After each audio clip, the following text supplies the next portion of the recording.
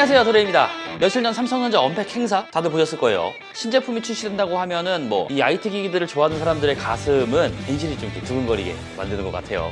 그래서 저를 두근거리게 만들었던 그 제품 제가 이렇게 가지고 왔는데요. 바로 갤럭시북 프로 360 15.6형 제품입니다. 일단 테크에서 가장 중요하게 다뤄야 될 거는 역시나 스펙이겠죠. 그래서 인텔 이보 플랫폼을 활용하는 갤럭시북 프로 360의 성능을 확인해 볼 거고요. 이번에 P3 세격대가 상당히 좋아졌더라고요. 그래서 디스플레이 세격과 실제 화면 밝기도 실측을 해보고 S펜을 활용하면서 얼마만큼 활용도가 높은지 얘기도 해보겠습니다. 자, 그리고 이렇게 갤럭시북 프로 13인치 모델 제가 이번에 함께 대여를 받았는데요. 조금 아쉬운 부분이 이 두 모델 모두 정말 이 따끈따끈한 시제품이라서 제가 오래 가지고 있을 수가 없었습니다. 한 이틀 정도 테스트를 했기 때문에 많은 부분을 담을 수는 없었지만 시간이 허락하는 만큼 최대한 사용을 해봤기 때문에 앞에서 말한 여러 부분에 대해서 얘기를 해보도록 하겠습니다. 그럼 지금 바로 시작해보도록 하죠. Let's get it!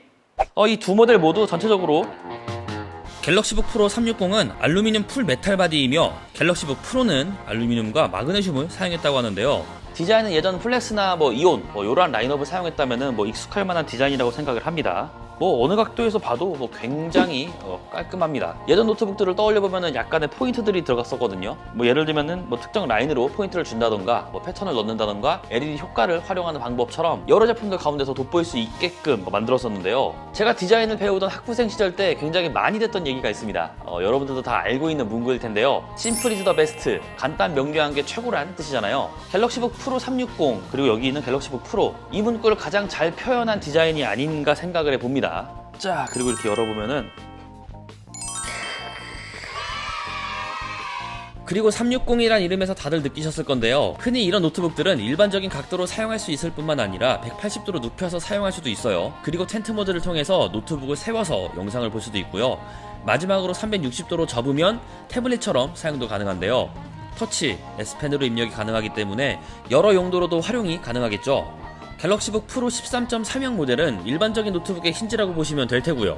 무게는 실측을 해봐도 매우 가볍습니다. 본체 무게만 1kg 초반, 어댑터까지 올려놓아도 2kg 남짓되는 보통의 노트북들보다 훨씬 가벼운 수준인데요. 무게와 두께만큼은 누가 사용해도 정말 만족할 만한 수준이라고 생각이 됩니다. 갤럭시북 프로 13.3형 제품은 더 가볍겠죠. 그리고 포트는 썬더볼트 4와 타입C 2개, 마이크로 SD 카드 슬롯, 오디오 콤보로 구성되어 있는데요. 일반적인 USB를 사용할 수 없기 때문에 USB 타입 A 어댑터, HDMI 어댑터를 기본으로 제공해주고 있습니다. 보통의 환경에서 바로 사용하기에 아쉬운 부분들을 기본 구성을 통해서 어느 정도 보충해준 모습이죠. 키보드에 대해서 알아볼게요. 키보드의 타건은 또각또각과 부드러움의 중간 정도라는 생각이 드는데요. 노트북 두께가 얇기 때문에 깊은 타건감을 내기보다는 적은 압력으로 확실히 작동될 수 있게끔 제작이 되어야 할 텐데요. 그런 부분들은 충실히 반영이 되었다고 볼 수가 있고요. 그런데 키보드 타건은 호불호가 상당히 강하기 때문에 이거를 좋다 나쁘다 이렇게 말을 할 수는 없을 것 같아요. 트랙패드는 확실히 또각또각합니다. 들어갈 수 있는 크기만큼 많이 들어갔기 때문에 이 크기 부분에 있어서 크게 문제는 없고요. 여기는 갤럭시북 프로 13인치의 키보드도 똑같은 느낌을 전해주거든요. 많은 분들이 사용을 해도 이상하지 않을 만한 타건감이라고 생각을 하고요. 디스플레이는 FHD 슈퍼 아몰레드가 들어갔습니다. 화면을 열면은 우와 그런 느낌이 들어요. 아몰레드 특유의 명암비가 바로 느껴지기 때문인데요. 검은색은 아몰레드 소자가 아예 꺼지기 때문에 어두워지는 거 요런 거는 다들 알고 계실 거예요. 그리고 양 측면과 상단 베젤도 무척 얇거든요. 불필요한 공간들이었기 때문에 이것을 줄임으로 해서 휴대성에 이점도 있고요. 화면도 더욱 커 보이는 효과도 가져다 줄 수 있겠죠. 화면 밝기는 어떨까요? 해당 내용은 배터리 부분에서도 얘기를 할 테지만 배터리 절전 모드에서 화면 밝기가 많이 낮아지지 않아요. 최고 성능으로 두거나 절전 모드로 두어도 300니트 가까이 사용할 수 있습니다. 물론 앞에서 말한 해당 값들은 제 스튜디오에서 측정이 되었고 주변 환경에 따라서 얼마든지 달라질 수가 있습니다. 참고 정도만 해주세요. 그리고 갤럭시북 프로 360은 S펜을 사용할 수 있는데요. 보통의 볼펜보다는 살짝 작은 수준인데요. 매끈하고 감촉도 좋고 불편한 것은 없었습니다. 하지만 아주 편하다 이런 느낌은 아닙니다. 아무래도 휴대성이 강조되는 디바이스다 보니 최대한 간결하게 표현이 되어야 했겠죠. 그리고 전체적으로 둥근 게 아니라 깎인 모습이 보이죠. 이것으로 인해서 펜을 책상에 놓을 때 굴러가지 않고 촥 하고 붙어있는 역할을 하게 해주고요. 참고로 약 7.7g 수준이고 배터리가 없이 사용이 가능하다 보니 부담 없이 들 수 있는 건 좋더라고요. 터치, S펜 지원으로 다양한 입력 방법이 존재하는 거야 요즘 디바이스에서 이상할 건 전혀 없죠. 하지만 뒷받침되어야 하는 소프트웨어가 부실하다면 괜히 있는 기능이네 이렇게 생각을 하기 쉽습니다. 갤럭시북 프로 360은 매년 스마트폰과 노트북 시리즈를 꾸준히 출시해 많이 쌓여있는 노하우를 그대로 받은 제품인데요. S펜 측면을 살펴보면 누를 수 있는 버튼이 존재합니다. 이걸 화면 가까이에서 누르게 되면 S펜을 활용할 수 있는 여러 개의 기본 소프트웨어들을 확인할 수가 있습니다. 가볍게 필기가 가능하고 스크린샷을 찍어서 그 위에 바로 원하는 필기를 할 수가 있고요. 키보드를 사용하지 않고도 S펜만으로도 검색을 할 수가 있는데요. 쓰다가 공간이 부족한 것 같으면 알아서 늘려주거든요. 이러한 부분도 경험치가 많이 쌓여있다는 걸 보여주는 거죠. 스타일러스 펜을 지원하는 서드파티 프로그램이라면 역시 S펜을 통해서 입력이 가능하고 평소에 본인이 했었던 세팅이나 갤럭시북에 맞춘다면 전혀 문제없이 사용이 가능합니다. 포인터 딜레이도 초당 240프레임으로 촬영을 해봤는데요. 제 생각보다 훨씬 잘 따라옵니다. 물론 100만원, 200만원짜리 프로분들이 사용하는 디바이스와 비교하는 건 무리가 있습니다. 가격부터가 말이 안 되잖아요. 하지만 제공되는 소프트웨어뿐만 아니라 일러스트레이터에서도 충분히 활용될 수 있을 정도다. 만족스러울 정도로 딜레이를 좁혔다. 이렇게 정리를 할 수가 있겠습니다. 512GB SSD의 속도는 제가 여태까지 테스트했던 노트북 가운데서 넘버원인데요. 읽기는 6750MB/s, 쓰기는 4320MB/s가 넘습니다. 속도는 정말 빠르다고 할 수가 있고요.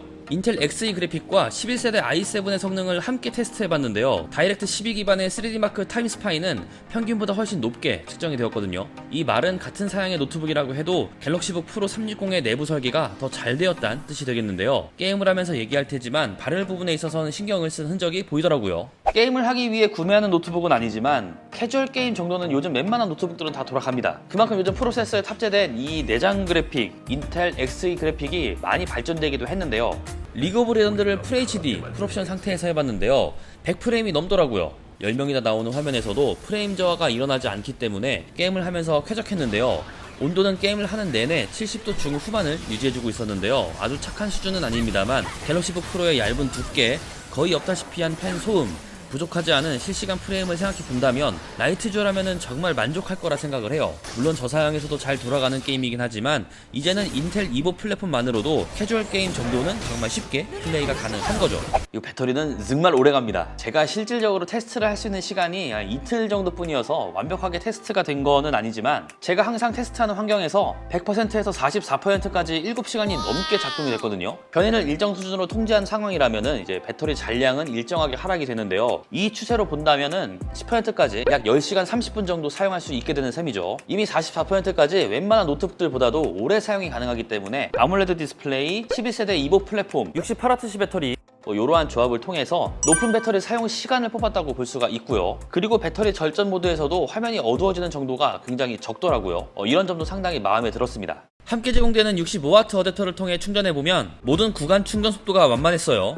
후반으로 갈수록 상당히 더뎌지는 이러한 현상은 적었다는 뜻이 되는데요. 갤럭시북 프로 시리즈는 99%에서 완충이 되는 것도 1분 정도면 됐기 때문에 배터리 표기의 신뢰에 있어서는 마음에 들었습니다. 스피커는 갤럭시북 프로 360 15.6형과 프로 13.3형을 같이 놓고서 들어봤는데요. 실제로 들어보면 큰 차이는 없습니다.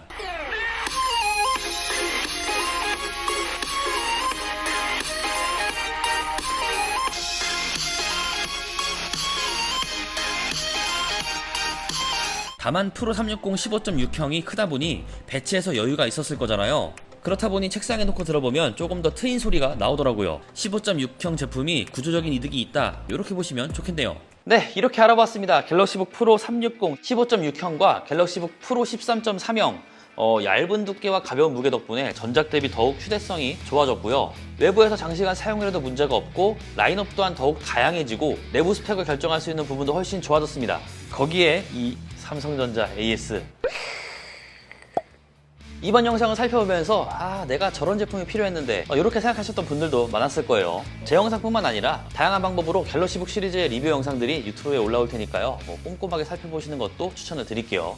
그리고 사실 저는 지금 소개한 이종의 노트북이 아닌 다른 노트북에 눈이 조금 더 가는데요. 저는 게임으로 테스트를 많이 하기도 하고 실제로 게임을 하는 것도 상당히 좋아하기 때문에 갤럭시북 오디세이가 무척이나 끌리더라고요. 인텔 8세대 CPU 그리고 RTX 2060이 탑재된 오디세이 게이밍 노트북하고 제가 대전까지 내려가서 중고 물품으로 구매를 했었던 오디세이 게이밍 데스크탑을 직접 구매를 해서 리뷰했었을 때도 가격이 정말 조금 비싸긴 했지만 마감 부분이나 전용 미니 폼팩터 이러한 부분들이 참 좋았었기 때문에 RTX 3050 Ti가 탑재된 오디세이 노트북은 어떨지 굉장히 궁금해지네요. 자, 아무튼 오늘의 영상은 여기까지이며 영상이 재밌었다면 구독과 좋아요 해주시는 것도 잊지 마시고요. 그럼 저는 다음에 더욱 재밌는 영상으로 찾아오겠습니다. 다음에 또 봐요.